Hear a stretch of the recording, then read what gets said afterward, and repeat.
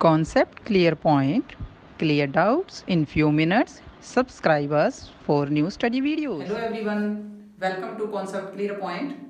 आज हम जो टॉपिक करने वाले हैं वो है केंद्रीय प्रवृत्ति के माप, सेंट्रल टेंडेंसी, जो मोस्ट इंपॉर्टेंट टॉपिक है 10th क्लास के लिए, 9th क्लास के लिए, बीएड स्टूडेंट्स के लिए, क्योंकि उनके सिलेबस में भी है। और जो इकोनॉमिक्स सब्जेक्ट होता है हमारा, चाहे वो बीए में हो चाहे वो एमए में हो, उनमें ये क्वेश्चन, इससे रिलेटेड जो क्वेश्चन है वो आते रहते हैं। तो हम पहले कॉन्सेप्ट क्लियर करते हैं कि ये केंद्रीय प्रवृत्ति के माप हैं, इसमें जो प्रकार है वो कौन कौन से आते हैं और ये होता क्या है। जो केंद्रीय प्रवृत्ति के माप, केंद्रीय का मतलब सेंटर। अब सेंटर का मतलब क्या होता है कि बहुत सारे जो अंक होते हैं, आंकड़े होते हैं, जो आंकड़े हैं उन आंकड़ों में से कुछ एक ऐसा आंकड़ा होता है जो क्या है, उसको रिप्रेजेंट करता है, और उस आंकड़े को जो रिप्रेजेंट, उनका प्रतिनिधित्व करता है, उसे हम क्या कहते हैं, केंद्रीय प्रवृत्ति के माप। और इसको हम औसत की फॉर्म में भी बोलते हैं। औसत यानी वो आंकड़ा जो पूरे ग्रुप का रिप्रेजेंटेटिव करता है। वो कैसे, जैसे हम क्रिकेट का मैच देखते हैं, तो क्रिकेट के मैच में हमारे सामने वो शो किया जाता है कि एक क्रिकेटर है, चाहे विराट कोहली ले लो, महेंद्र सिंह धोनी ले लो, कोई भी क्रिकेटर है, तो उनका एक हमारे पास आंकड़ा आता है और उसमें दिखाते हैं कि क्रिकेटर ने इतने मैच खेले, इतनी सेंचुरीज लगाई, इतनी हाफ सेंचुरीज लगाई, टोटल रन इतने हैं, टोटल मैच इतने खेले, और एंड में वो देते हैं औसत रन कितने हैं। तो औसत रन कैसे निकलते हैं, जो उन्होंने टोटल रन बनाए, टोटल रन कितने बनाए। एग्जांपल के तौर पर कि एक क्रिकेटर ने टोटल रन, चाहे उसने हाफ सेंचुरीज लगाई, चाहे उसने सेंचुरीज लगाई, कोई मैच ऐसा भी था जिस जो वो डक पे आउट हो गए, यानी जीरो बनाए, किसी में 2 बनाए, किसी में 4 बनाए, टोटल उसने कितने बना दिए, 4000 रन। अब उसने एग्जांपल के तौर पर मैच कितने खेले हैं, मैच खेले हैं 100, मैच खेले 100, तो उसके एवरेज कितनी रही, पर जो मैच हम कहें तो एवरेज कितनी रही, तो एवरेज कितनी रहेगी, 40 की। अब 40 किसको रिप्रेजेंट कर रहा है, वो पूरे नंबर को, पूरे आंकड़ों को और पूरे रनों को जो उस क्रिकेटर ने 100 मैचेस में बनाए हैं। तो इन्हें हम क्या कहते हैं, केंद्रीय प्रवृत्ति के माप। यानी ये माप कई तरह के हैं। मध्यक होता है जिसको मध्यमान बोलते हैं, मध्यांक होगा और बहुलक होगा। और सबसे पहले हम डिस्कस करने वाले हैं वो है हमारा मध्यमान, जिसको इंग्लिश में बोलते हैं, क्या बोलते हैं, मीन। मध्यमान जिसे बोला जाता है मीन। वो 3 प्रकार के होते हैं, देखें। पहला कौन सा होता है, मीन, जिसको हम माध्य भी बोलते हैं और मध्यमान भी बोलते हैं। क्या बोलते हैं, माध्य भी और मध्यमान भी। दूसरा होता है मीडियन, जिसको हम क्या बोलते हैं, मध्यांक, यानी बीच का अंक। और चौथा होता है, तीसरा होता है मॉड को हम क्या बोलते हैं, बहुलांक जो कितनी ज्यादा बार आया है उसको शो करते हैं। तो ये जो हमारा है 3 तरह के सेंट्रल टेंडेंसी के माप जो है वो हम निकालते हैं। तो पहला हम जो आज टॉपिक करने वाले हैं वो है माध्य का, वो है मीन का। अब लेते हैं इसका एग्जाम्पल सबसे पहले किसका लेंगे, अनग्रुप्ड डाटा का। अब पहले ये क्लियर करते हैं कि ग्रुप्ड डाटा और अनग्रुप्ड डाटा कौन से होते हैं। अनग्रुप्ड डाटा जो बिखरे हुए होते हैं। बिखरे हुए कैसे, जैसे 10, 15, 20, 25,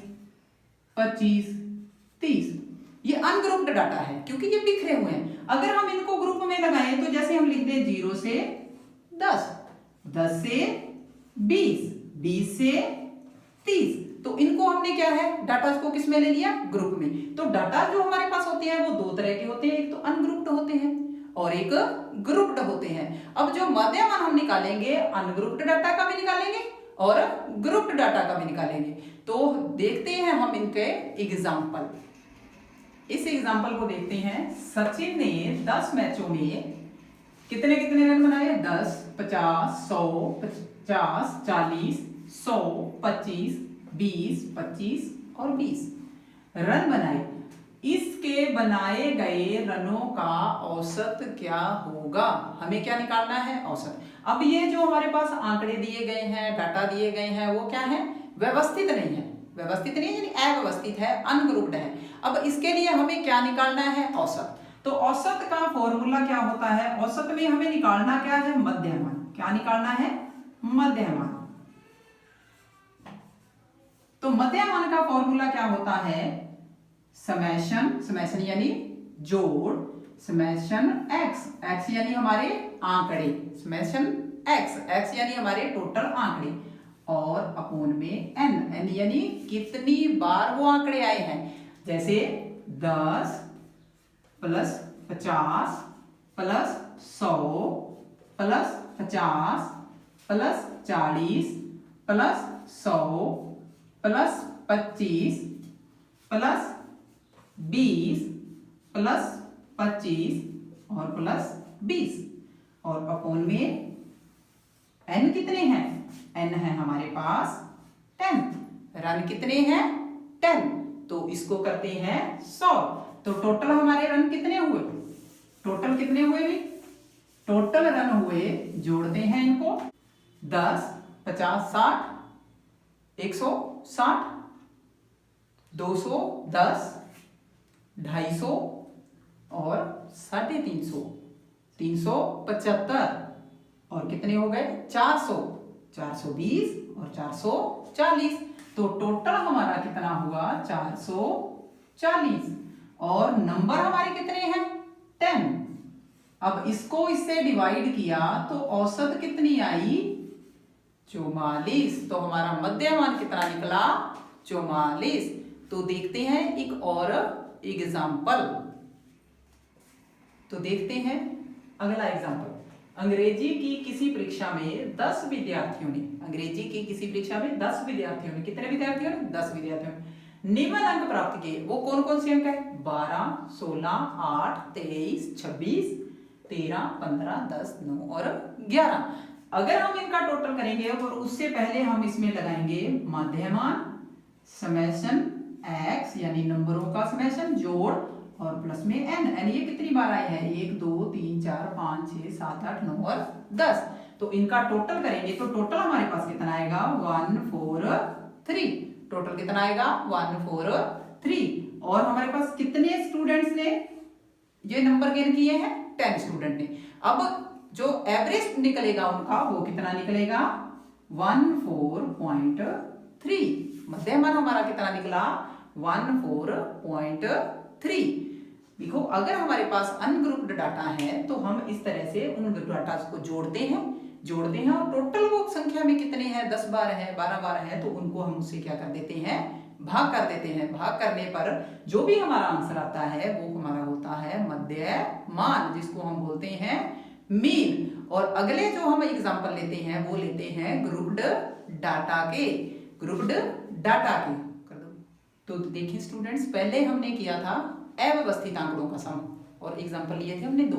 अब करते हैं व्यवस्थित आंकड़े। व्यवस्थित आंकड़े कैसे, जैसे 0 से 10। अब 0 से 10 के बीच कितने नंबर आए, ठीक है, तो वो कितने आए 2 आए, यानी 2 बार आए, 7 हो सकता है 6 हो सकता है। यानी उसको व्यवस्थित हम कैसे करते हैं कि जैसे कोई भी संख्या है उसमें कई बार वो नंबर प्राप्त किए एक बच्चे ने, 10 20 15 2 3, तो 2 और 1 और 10 के बीच कितने 2 और 3 आए, सिर्फ कितनी बार आए 2 बार आए। तो इस तरह से हम व्यवस्थित उन्हें करते हैं। तो व्यवस्थित करते हैं तो उनमें फ्रीक्वेंसी यानी को कितनी बार वो हैपन, फ्रीक्वेंसी का मतलब आवर्ती, आवर्ती मतलब बार बार होना। तो इस सम को हम सॉल्व कैसे करते हैं, देखें हमें हमारे पास व्यवस्थित आंकड़ों में होते हैं 2 आंकड़े, वो कौन सा, एक तो 0 है एक 10 है। तो 0 और 10 का हमें लेना पड़ेगा मिड पॉइंट, मिड पॉइंट यानी मध्य बिंदु। अब मध्य बिंदु निकालने के लिए हमें क्या करना पड़ेगा, इनका सिंपल सा एक सॉल्यूशन होता है कि इन दोनों आंकड़ों को हम क्या करते हैं प्लस कर देते हैं। मध्य बिंदु निकालने के लिए 0 प्लस 10, अब ये है कितने 2, 0 और 10 2 ही है, अपोन में 2। तो 10 को अगर हम 2 से डिवाइड करेंगे तो हमारा मध्य बिंदु कितना आएगा, कितना आएगा मध्य बिंदु 5। तो मध्य बिंदु को हम रिप्रेजेंट किससे करते हैं, x से। किससे रिप्रेजेंट करते हैं, x से।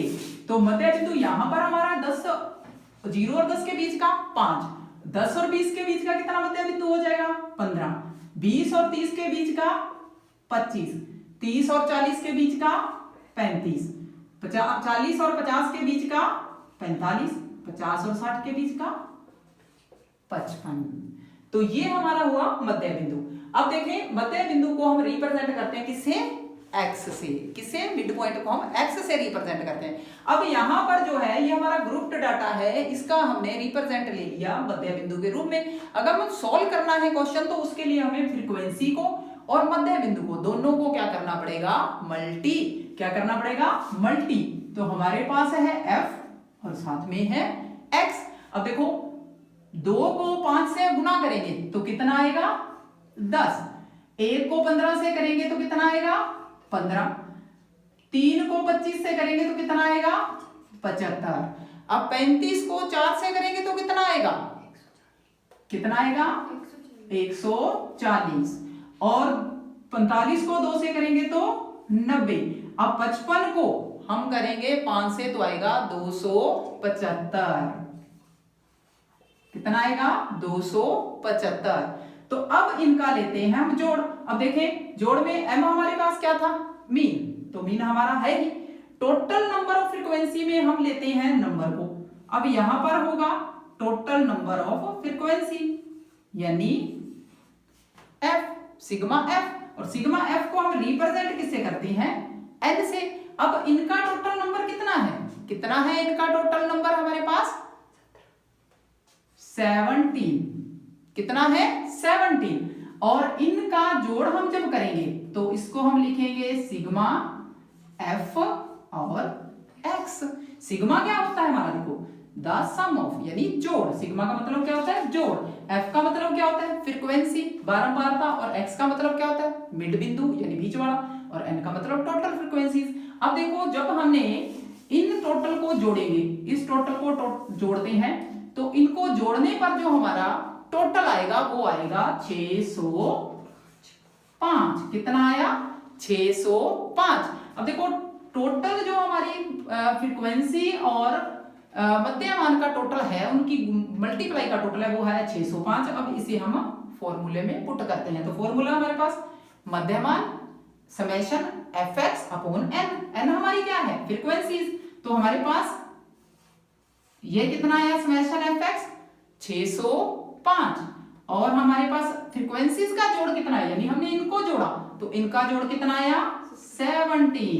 17 आया। तो हम इनको अगर डिवाइड करते हैं तो आंसर हमारे पास कितना आता है? आंसर आता है 35.58। कितना आता है? 35.58। अब दोबारा से इसको देखते हैं कि हमारे पास है ग्रुप डाटा। ग्रुप डाटा 0 से 10, 10 से 20। ये भी हो सकता है कि कोई भी ग्रुप डाटा हो सकता है 5 से 10, 10 से 20। तो उसमें फ्रीक्वेंसी आएगी भी इतनी। इस नंबर, ये नंबर इनमें से कितनी बार आए? तो फ्रीक्वेंसी हमारे पास 2, 1, 3, 4, 2, 5।